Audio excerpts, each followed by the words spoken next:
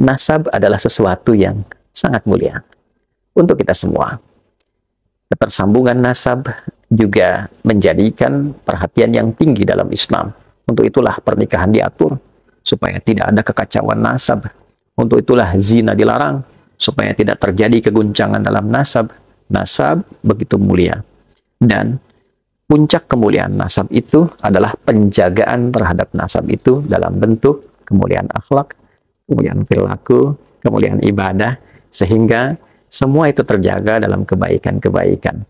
Dan dari situlah kemudian Allah memberikan contoh-contoh keteladanan dalam nasab dan proses penjagaannya dalam bentuk perilaku yang baik untuk kita bisa amalkan dalam kehidupan kita. Itulah yang nampak pada pribadi agung Nabi Muhammad SAW.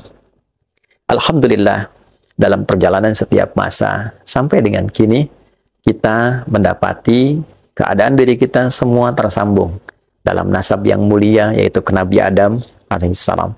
Sebagian dari kita Allah pilihkan. Kita tidak bisa memilih, tapi Allah memilihkan untuk tersambung kepada nasab-nasab mulia, di antaranya nasab Rasulullah SAW, nasab yang tersambung pada Nabi Agung yang kita cintai semua, Nabi Muhammad SAW.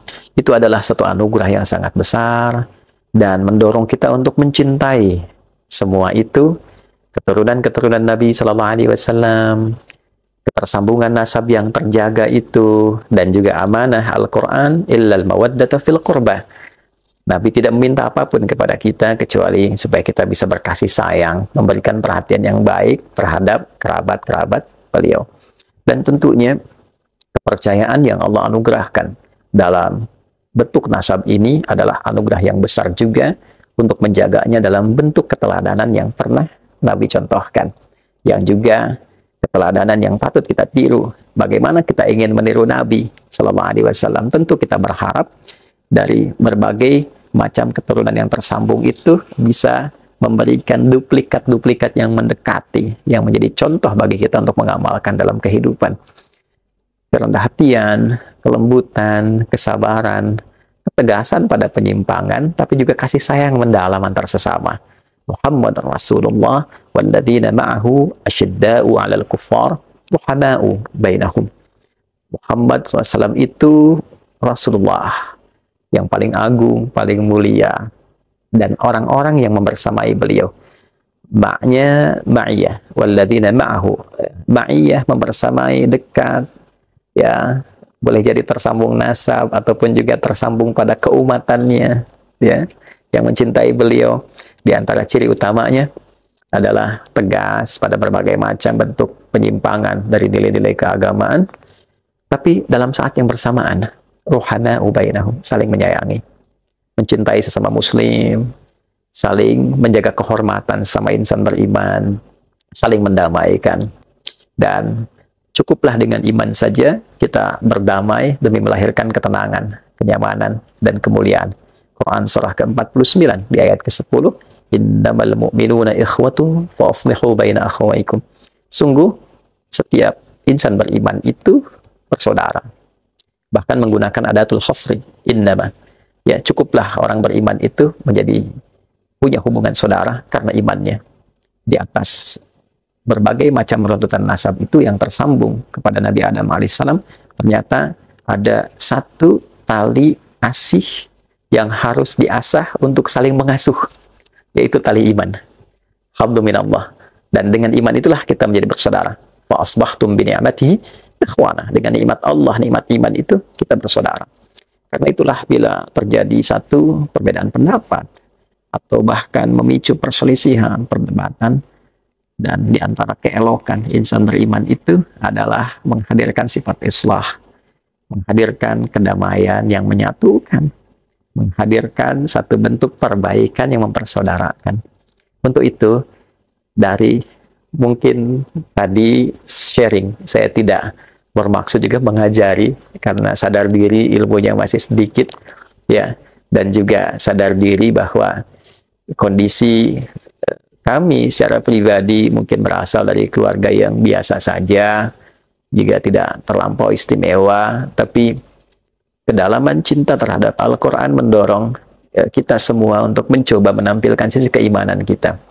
Di sini saya ingin menghimbau kepada seluruh kalangan tanpa kecuali untuk menghentikan seluruh bentuk perdebatan, sifat-sifat yang mengarahkan kepada perpecahan, yang dipicu oleh polemik-polemik tentang nasab dan sebagainya. Saya kira cukup selesai. Alangkah lebih baik dihentikan saja, karena kita semua adalah mulia.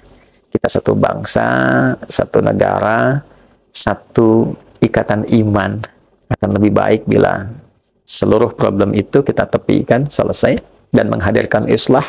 Saya sangat mencintai dan Masya Allah negeri ini dibangun dan juga dirangkai dengan rangkaian yang sangat indah. Di antara saham terbesar untuk merangkai negeri ini adalah saham keimanan kita kepada Allah Subhanahu wa Ta'ala.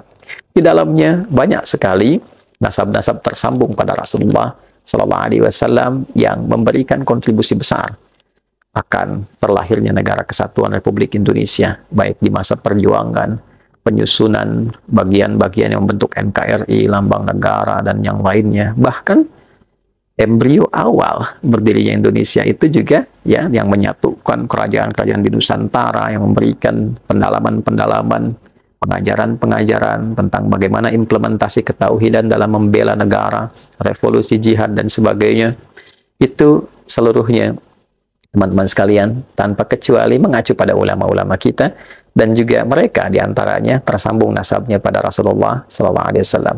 Apakah dari jalurnya Ba'alawi, apakah dari jalurnya Wali Songo, seluruhnya memiliki kemuliaan yang kita cintai. Dari manapun, saya mengajak akan lebih baik perdebatan itu ditepikan. Mungkin Allah menginginkan dan menghendaki itu semua terjadi supaya kita saling mengenal siapa yang selama ini nggak pernah kelihatan. Dari yang nasabnya Wali Songo, yang tersambung juga pada jalur-jalur kepada Nabi Sallallahu Alaihi Wasallam, ataupun juga dari Ba'alawi yang belum diketahui, ternyata banyak ulama-ulamanya yang meneduhkan, yang punya kitab-kitab yang disyarah juga oleh ulama-ulama kita. Saya harap ini adalah satu potensi untuk menyatukan, bukan memecah belah. Kita punya persoalan yang banyak sekarang harus kita hadapi. Persoalan keumatan, tentang judi online, tentang pinjol, keresahan di masyarakat. Saya kira tidak perlu kita tambah lagi dengan banyaknya polemik-polemik yang tidak penting untuk hadir, sehingga menghambat kemajuan, kecerahan, dan juga ketentraman yang selama ini kita harapkan. Kalau setiap guru hanya membuat ataupun dibuat konten oleh orang lain dengan menghadirkan banyak perdebatan seperti itu, maka apa yang didapatkan oleh umatnya? Saya mohon maaf bila ditemukan kata-kata yang tidak tepat.